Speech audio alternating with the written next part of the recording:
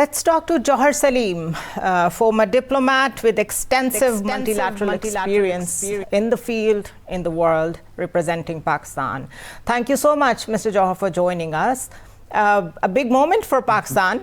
Everybody is talking about it. We should be happy, we should be proud. We are formally the sole communication channel between Washington and Tehran, and Field Marshal Asim Munir worked through the night to deliver this framework. Yet the story of Pakistan being on the tightrope between Saudi Arabia and Iran continues, remains a reality. How do you look at that? Well, Pakistan has excellent relations with both the countries. We have fraternal ties with Iran. We have a very close and relationship with Saudi Arabia, fraternal ties. But the nature of relationship is different now, because with Saudi Arabia, we also have, this defense cooperation, particularly this SMDA that has been signed. And also with Saudi Arabia, we have sort of a huge expatriate community there. Saudi Arabia is also one of the sources of, I think, the biggest chunk of our energy imports. Biggest chunk of our remittances also come from Saudi Arabia. So it's a very important relationship. And needless to add to that, because it's a known fact that Saudi enjoys a special respect because of the Saudi king's position as the custodian of the two holy mosques. So that is an important element too. Right. In diplomacy, diplomatic tightropes are not unusual. They're not uncommon. Often you have to walk those, because why? Because many a time your friends are not friends with each other. It's it can happen, or they could have issues sometimes with them. But that doesn't mean that generally that that should affect your relation one of those countries or the other. So I think Pakistan has the capacity to walk through this tightrope, or Pakistan has the capacity and the capability to, first of all, stand on principles where required, like Pakistan did at the start of this conflict. Pakistan condemned the attack on Iran, but similarly, when Iran attacked the infrastructure in Saudi Arabia, Pakistan condemned that as well. Yeah. And as you would have noticed just yesterday, when Iran attacked the petrochemicals installations in Saudi Arabia, Pakistan had a strong statement on that. So such a principled stand helps you to have that trust, whereby, the countries respect your position. They respect the fact that, you want to have your sort of, close cooperative ties with, both the countries involved in similar instances, and despite the fact that they may have a range of differences. Right. I was looking at Iran's 10-point proposal, and by all reporting, it contains demands that the US cannot easily accept. Full sanctions relief, withdrawal of forces, uranium enrichment rights, Strait of Hormuz control.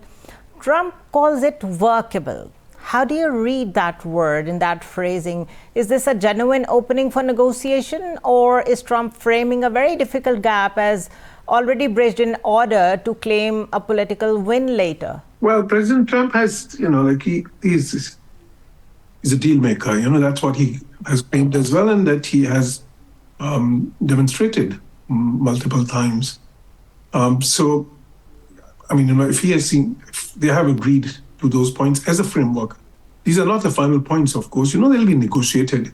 And that is exactly what is going to happen now.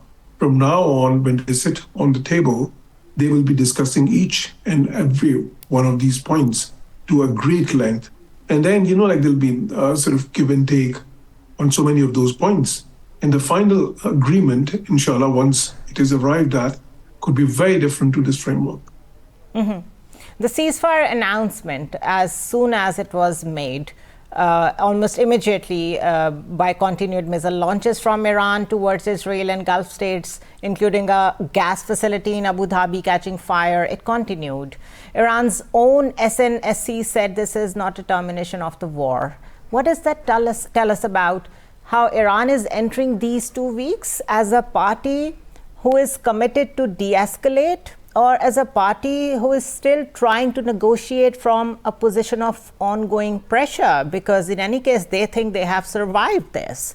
So they would think that they have somehow still the leverage. That is not unusual, like in many ceasefires, actually most ceasefires, there are some violations, and then gradually they climb down.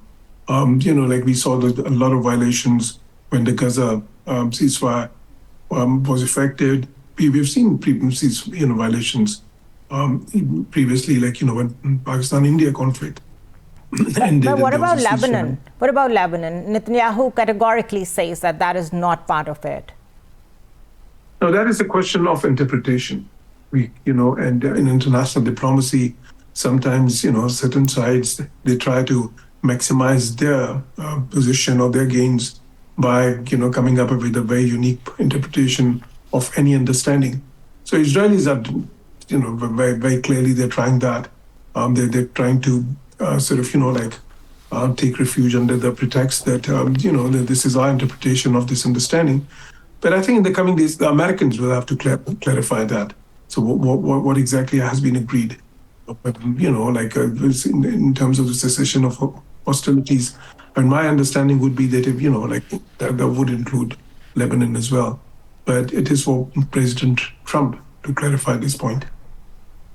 Pakistan's Foreign Office, why do you think they would not officially confirm its own role? We all know Field Marshal Asim Munir's involvement is the basic involvement sourced from everywhere. Prime Minister Sharif spoke on X, not in a formal press conference. Why is Islamabad operating with this level of official silence when it comes to the formal channels like Foreign Office? I wouldn't call it silence, but I think it's, I personally think it's good. First of all, there were no leaks, from the Pakistan side at least, otherwise, there are always very many leaks when such negotiations are being carried out. And sometimes they undermine the process. That didn't happen here. Pakistan was, very professional in terms of carrying out these negotiations. Secondly, in Pakistan, why there have been no statements and, because it's not about taking the credit. Pakistan is not interested in that as much as it is interested in laying a path to peace. And I think that's the right approach. Let other countries, or other personalities who are interested in blowing the trumpet do that. But from the Pakistan side, this has not happened. And that's a good thing, because when you don't do that, then, the international media, they get more interested, sometimes. And that is why we see Pakistan all over the international media now. Oh, yeah. So For the why right should we blow our own trumpet? Yeah. Right. So 15 days expire on roughly April 22nd. How do you look at it? How do you analyze the situation? Is there going to be a concrete agreement, in your opinion? It might extend. Does Pakistan keep doing what it's doing and attempt another round in case it doesn't work this time? How do you look at it? Yeah, it's a very, very important breakthrough, of course, and it's rightly something that we can be proud of. At the same time, as I said before, it is work in progress. It's not done yet. This process has just started. A very important step forward has been taken, but that is the first step. We have to prevail through these negotiations to ensure that there is an agreement. And what could be the challenges on the way that we could face, or these countries could face as well.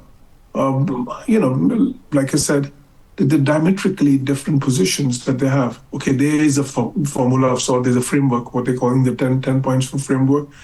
And I've had a look at it closely. There are interesting points. Okay, some of the points, they're fine. Wouldn't be too many problems about those.